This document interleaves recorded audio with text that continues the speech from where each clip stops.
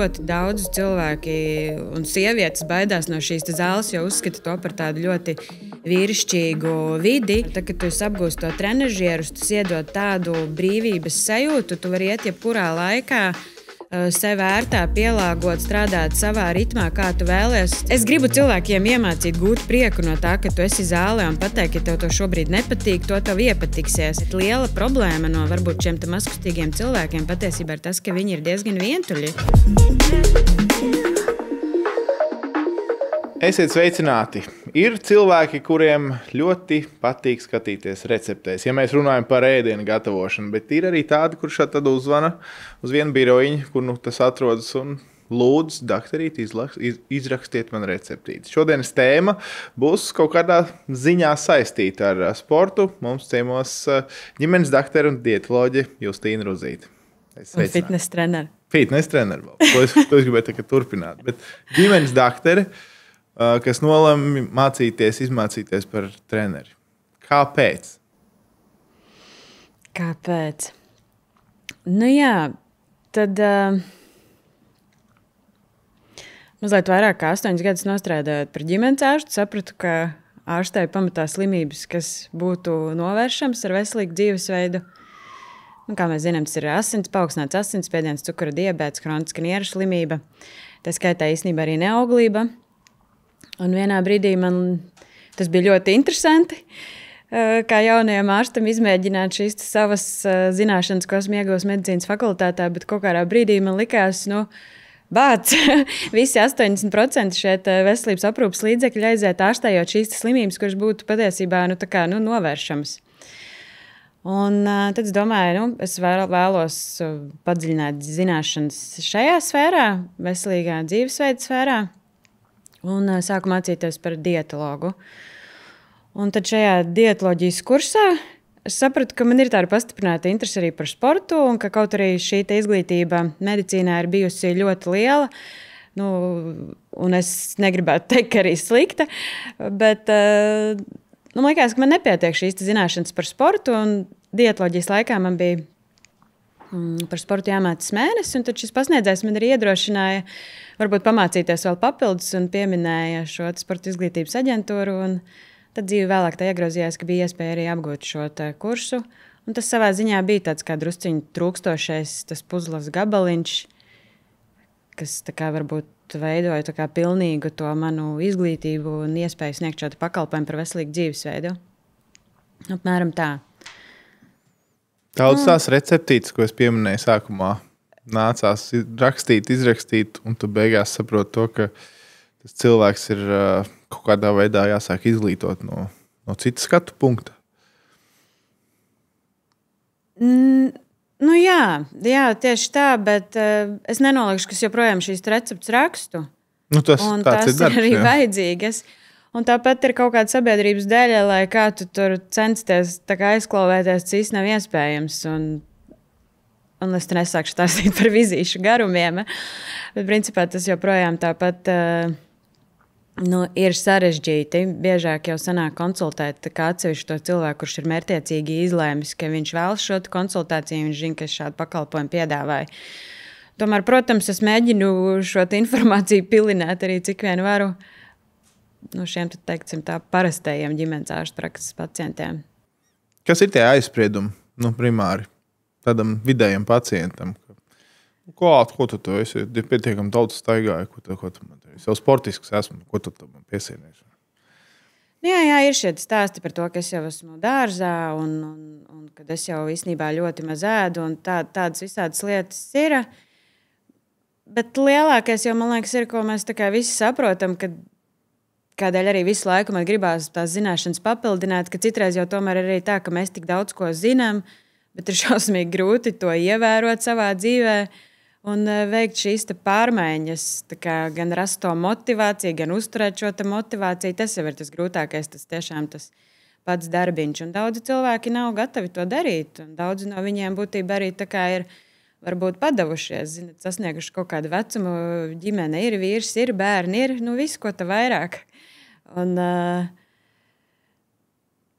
jā, tad tikko pieminējām, kas nogāja šo Santiago ceļu.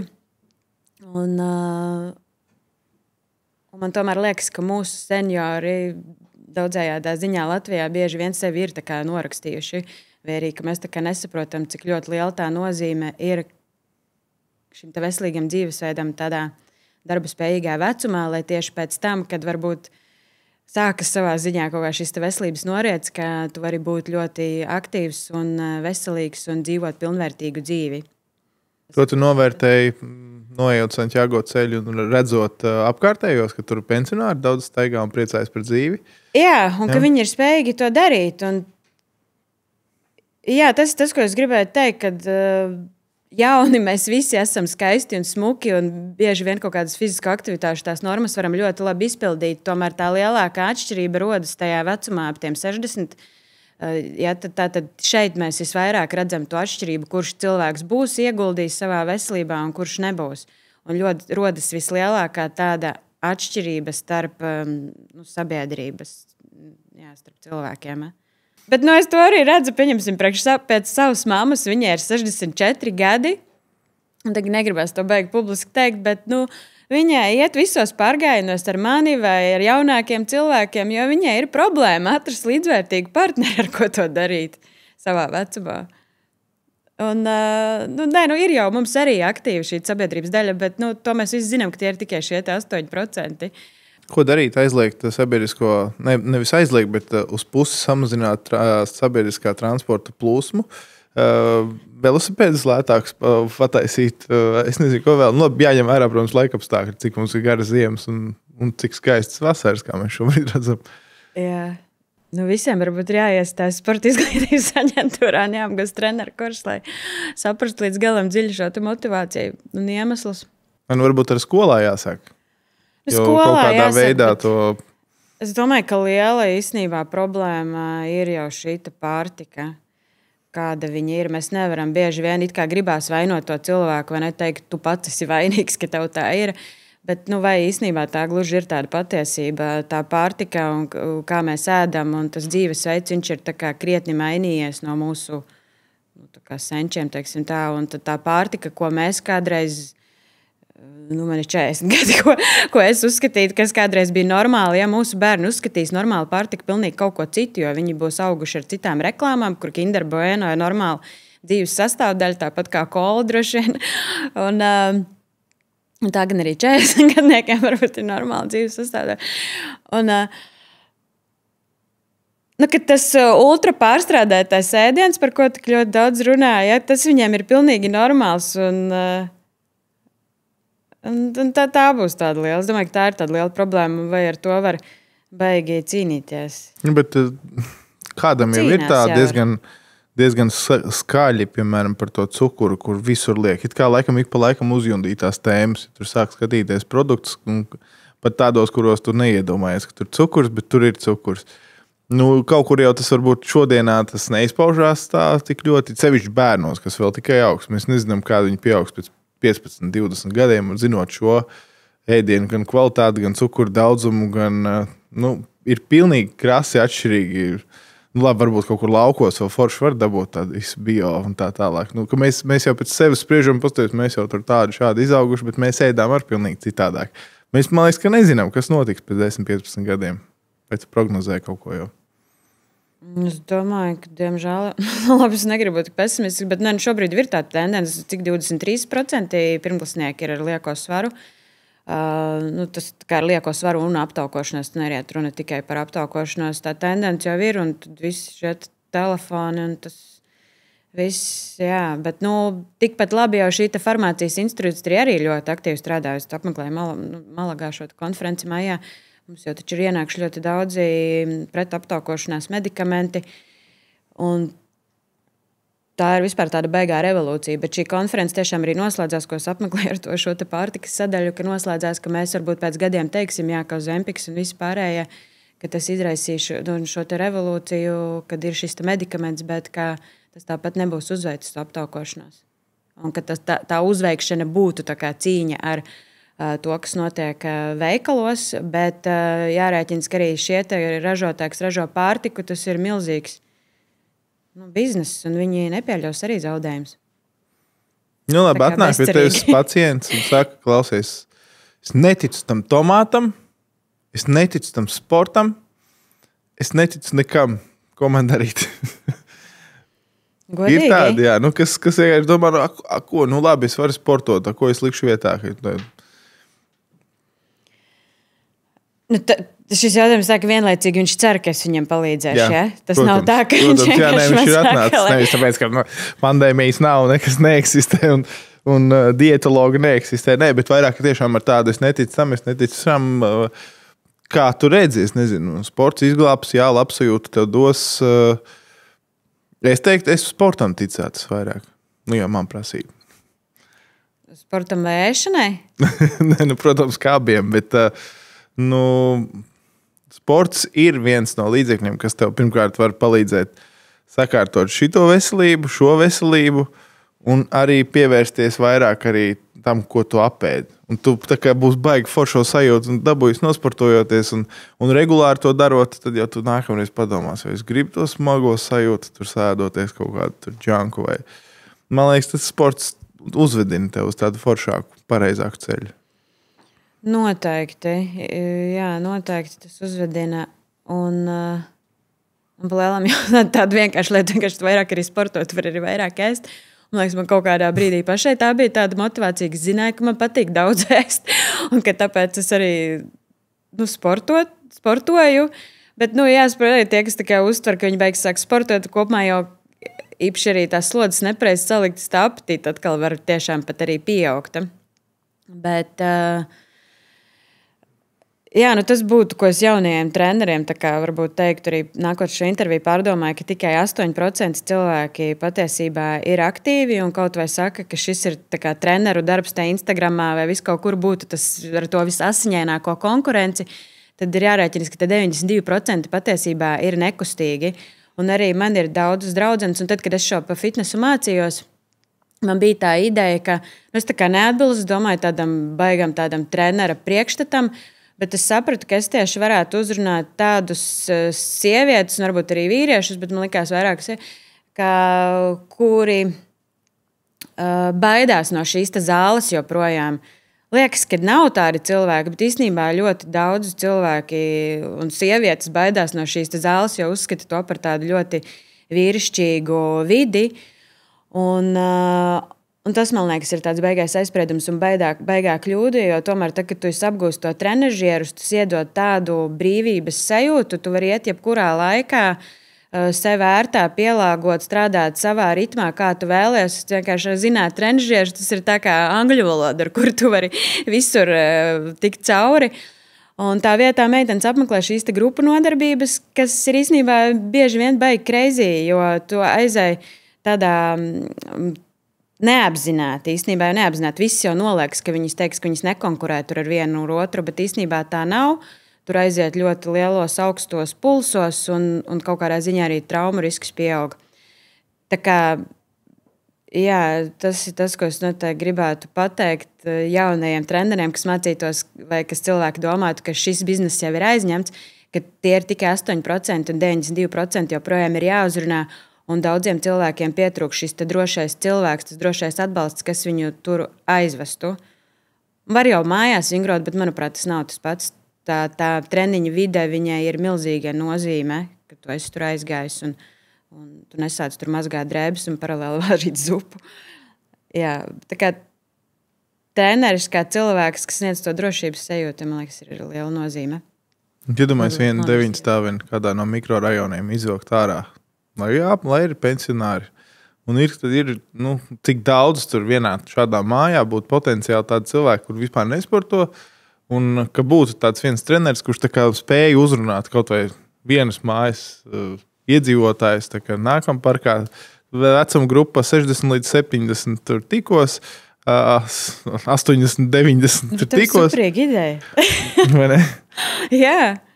Jā, vienkārši ar kaut ko jau ir jāsāk. Vēl es redzēju, es neatceros, kurā valstī, bet ir uztaisīti, es negribu salīdzināt gluži ar labi, nevis ar toitoju, bet ar telefonu būdiņām, piemēram, kas ir lielas, kur ir stikli, kur tu redzi ārpus, bet tev neredz iekšā. Tas ir tiem cilvēkiem, kas atkal kautrējas, ka tur trenižieru zālē tur vīri maskulīna vide, ja tur sievietes, piemēram, tu aizēji viens pats, ieslēdzies, un tu taisi treniņu tur, skaties uz pilsētu apkārt. Nu, tur tādi tā kā eksperimentāli sataisīt mazās sporta zālītes, kur tu vari saistīt savu treniņu programmu. Es nezinu, cik tur tas maksā, bet tu esi tā kā savā intīmā vidē. Un tev neviens neskatās virsū noscīt. Tas... Bet beidz, es savā vidē uzlieku savu saustiņu, savu playlistu, un es ritīgi esmu uzreiz savā vidē. Jā, bet daudzi jau tur līdz tam nenonāk. Viņi neredz to sajūtu. Es redzu tos cilvēkus, ko es citreiz paņemu, un tad, jā. Vienkārši, jā, manuprāt, tas ir baigais cipars, 92% uzrunāt. Tas ir tāds kā dārgakmens. Tas ir kā dārgakmens, ko mēs kaut kur neizmantojam. Tā ir kaut kādā ziņā arī nauda, ko tu vari paņemt, kā uzņēmējs, piemēram. Bet vienkārši tikt pie tā. Un es ticu, ka tā liela daļa ir tāda. Es zinu vienkārši arī cilvēkus, kas ir 50 plus un 60 plus, ka es nekad mūžā nevaru iedomāties, ka viņš varētu savā ikdienā ielikt kaut vai tur kaut kādu nojošanu vai sportisku ātrāku soli uz veikalu.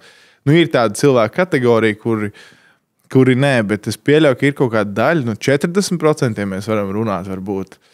Vienkārši kā dabūt to, es nezinu, to sajūtu, ka tu skaties kā dietoloģija, kā ģimenes dakteri un kā fitness treneri, ka tu tik daudz cilvēku satiec šajās 3 frontēs. Tev ir kaut kāds vidējs tāds, kā uzrunāt to Nē, potenciālu? Man nav. Es palēlams domāju, ka varbūt atbildi ir tajā, ka katram ir tas savs, ka ir jābūt kaut kādai tai sakritībai. Un tāpēc, kad es arī dažus mēnešus pastrādāju šajā MyFitnessā, es vienkārši tā kā jau sapratu, kas būtu tas mans profils, ar kuru es tā kā sēju kopā kā puzles gabaliņš, kuru es spēju uzrunāt un ar ko man sakrīta. Un es domāju, ka katram ir drusciņi kaut kāds savs, un tāpēc varbūt ir forši, ka ir dažādi treneri ar ļoti, varbūt dažādām tām pieejām. Un ka ir jāmeklē, un jāatrod savs. Bet treneris noteikti var palīdzēt. Man liekas, jebkurā sfērā, kad es kaut ko jaunu sāku, es nezinu, citiem patīk visu darīt pašmācības ceļā, bet man liekas, ka ir forši, ka ir cilvēks, kas tevi tajā ieved. Šeit nokļūstot, sāki mācīties ar to savu iepriekšējo pieredzi, saka, ok, vēl viens puzles gabaliņš. Kā noraksturot to mācību procesu, cik daudz tev nācās kaut ko uzzināt tādu, ka šis ir interesanti, zinot tiešām to savu background, pirms tam ar tām zināšanām. Vai bija daudz tādu pārsteigumu, sevis kaut kādu tur uzskatu laušanu, ka tu pirms tam domāji citādi? Es domāju, ka man bija ritīgi interesanti tieši mācīties, ka man bija vieglāk visu to uztvert droši vien. Es tiešām izbaudīju šo mācību procesu, un forši bija, ka skolai bija šī iespēja, kas nebija citām skolām, kad ir iespēja arī klātienē mācīties un komunicēt ar pacientiem, bet ar pasniedzējiem. Un, jā, tas, kas mani pamainīja ritīgi domāšanu, es varbūt arī biju tāda sieviete, meitene drīzāk, kas iet uz aerobikām, grupas nodarbībām tādām, bet tas, ko es minēju tieši par šo zāli, es arī biju cilvēks, kurš nedroši bija par zāli. Es ieguvu šo drošības sajūtu, kā to apgūt, visus šos vingrinājumus. Bet tas ir kopumā mainījies medicīnā. Ja? Bet tad, ārsti to joprojām nezina, kad es eju uz ārstu konferencēm, es vienmēr to tagad saku. Visur vienmēr teica šīs Pasaules veselības organizācija norma vismaz 150 minūtes tās kardiotreniņu nedēļā. Bet tas ir tas, kas man nāca tā papildus klāt, kad vismaz 2 reizes nedēļā ir jābūt šiem spēku vingrinājumiem, kad tu izej cauri visām muskuļu grupām. Un tas pat var nebūt ilgi, tās var būt 20 minūtes, bet tas ir tas minimumiņš, ar ko sākt. Un jā, tad es lēnām sāku domāt par šiem spēka vingrinājumiem, un ka tie arvien vairāk ir viņiem lielāka nozīme, un ne tikai to, ko tu veic savu svaru, bet ka tāpēc arī tev tā zāle ir vajadzīga, jo ne visu inventāru tu vari spēt piepirkt mājās. Un ka tas ir tas iemesls, kas tev palīdz pret anti-agingu, pret kolagēnu, pret osteoporozi un tuvojošamies menopauzes simptomiem. Ka tieši tā, ka vingrinājumos ir beigā atslēga šobrīd, un ka tas arī izdala citus tos labos hormonus, labās pašjūtas hormonus, nekā kas ir no kardiotreniņa. Bet, protams, viņi ir jāapvieno, nepietiek tikai ar vienu. Un gala beigās noejot arī savu Santiago, es principā veicu gandrīz tikai kardio. Un tad man bija tāds interesants eksperiments pašai sevi. Es tomēr neesmu zaudējis muskuļus, man pat ir par mazu procentiņu pienācis muskulis klāt arī staigājot, bet ar smagu somas staigāju. Bet jā, es visu laiku tā kā analizēju.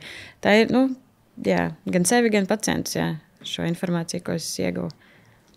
Psiholoģijas sadaļa man arī ļoti patika, kas bija diezgan plaša šajā kursā skolā. Forši. Es tur biju tikko Santiago ceļā ar tevi, kad sāku stāstīt. Es jau sāku fantazēt, kā tad par tiem procentiem, kā iesaistīt kaut vai tos 40. Un, tas, man liekas, ir visu mūsu kopējais uzdevums. Valstiski tas, tavuprāt, ir kādam interesanti? Īstenībā, jā, es biju rudenī aicināta. Ir šobrīd kaut kāds 5 gadus plāns tiek taisīts par to, kā, jo ir izrēķināts, aizmirst cik, bet ka puse vismaz būs aptaukojušies tur 30. gadā. Ne, tas jau pārāk tuvu. Bet plāns ir, kaut kāda virzība ir. Bet droši vien tā atslēga tajā visā ir, nevar jau piespiest. Ir jau, es gribu cilvēkiem iemācīt gūt prieku no tā, ka tu esi zālē un pateikt, ja tev to šobrīd nepatīk, to tev iepatiksies. Bet tā, es domāju, liela atslēga ir tā, lai būtu prieks, ka tā motivācija arī dabiski veidojas. Ja jau viss tas kaut kā riebjās, baigi grūti ir to pārvarēt. Bet dzīves jēga, manuprāt, ir kopumā vispār būt priecīgam. Ja? Nav jau arī jēga dabūt labu fitnesu vai tos muskuļus, ja viss ir slikti. Tā kā tas ir jādomā kaut kādā tādā. Es šo par zemesardzi esmu domājis, kā motivācija varētu būt kaut kādas, nekustamā īpašuma atlaides. Kaut kādi, ka tev nāk pretī ar nodokļu sistēmu, kas tev motivē to tad izdzīvot mežā. Ja tu gribi izdzīvot mežā, tev vajag fizisko sagatavotību. Un līdz ar to burkāns ir, tu gribi, ņem, negribi, turpini dzīvot tā, kā dzīvo. Un šādā veidā, valstiski kaut kādā veidā, tu vari motivēt to savu sabiedrību. Man interesē vesels pilsonis, kas var dot savu labumu, savu zināšanas, savu radošumu. Nevis iet un atšķirt, tā kā hops, veikals, mājas, dīvāns, televizors, veikals, mājas, darbs, un šo te riteni taisīt. Labi ideja, jā. Bet tas tādā valstiskā līmenī, cik realizējams, nezinu, bet tā ir viena ideja. Es nezinu, ja pēkšņi kāds no lielveikaliem iestātos, mēs jums dodam steikam 50% atlaidi, ja tu parādi, ka tu pie mūsu veikala pusstundu uz vindmilē vai kā viņi savus treidmilu vai kā nosoļo. Lūdzu, atlaidi, hops, piemēram. Tas kādā veidā tu, kam ir svarīgs vispār tas sports? Idejas, bet es nedomāju, kad es pabeidzu augstskolu, es ļoti domāju tādā kategorijā, kā izglābt visu pasauli. Es šobrīd nedomāju tā vairāk nopietni. Es domāju par to, kā man pašai būt priecīgai un tādā veidā ar labo piemēru mēģināt arī citus cilvēkus iedvesmot. Un man gala beigās arī liekas, ka tas ir vienīgais jēdzīgais un iespējamais, vismaz ar to kapacitāti, kas ir man, bet es ticu, ka ir citi cilvēki, kas var kaut kādas varbūt tiešām vēl lielākas lietas izdarīt un izmainīt globāli. Godīgi sakot, es nezinu, es tam ticu, bet ļoti ceru, ka ir tādi cilvēki, kas var to izdarīt. Man liekas, tas stāsti jau, ko es šodien šeit esmu sadzirdējis, ka svarīgi jau tie daži cilvēki, kuri kaut kādā kompānijā, jūs tur notusējāt, tur, piemēram, paņēmāt viesu namu ar draugiem, bet būs viens, kurš organizē rītros, un pēc tam jau pēcpusdienā sāks organizēt jau tur pludmales volejbola turnīriņu. Tas viens cilvēka faktors vai uzņēmumā vai kompānijā ir ļoti svarīgs un būtisks. Bet zini, ko tas man aizverza, ko es arī vairāk domājis, jo tiešām tas, ko tu saki, tas varētu aizvirzīt, bet liela problēma no varbūt šiem mazkustīgiem cilvēkiem patiesībā ir tas, ka viņi ir diezgan vientuļi.